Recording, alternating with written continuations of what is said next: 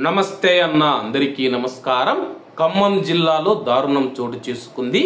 ఓ constable వేధింపుల కారణంగా ఒక వివాహిత మహిళ ఆత్మహత్యకు పాల్పడింది. పాల్వంచ టౌన్ ఎస్ఐ సుమన్ గారు తెలిపిన వివరాల ప్రకారం వికలాంగుల కాలనీకి చెందిన త్రివేణి 32 సంవత్సరాలు సుజాత నగర్ కు చెందిన బి వీరయ్యతో 10 ఏళ్ల క్రితం వివాహమైంది. మనస్పర్ధలు రావడంతో కొన్నాళ్లుగా వీరు వేరువేరుగా ఉంటూ ఉన్నారు. ఈ నేపథ్యంలో త్రివేణిని ఆమెకు వరుసకు మరిది అయ్యే ఖమ్మం జిల్లా చింతకాని మండలం నాగారం గ్రామానికి చెందిన టీజీఎస్పీ కానిస్టేబుల్ నాగరాజు వేధిస్తూ ఉన్నాడు. ఫోన్ చేసి అసభ్యకరంగా మాట్లాడుతూ ఉన్నాడు. ఆమెతో ఉన్న చిత్రాలను బంధువుల ఫోన్లకు పంపించి పరుగు తీశాడు.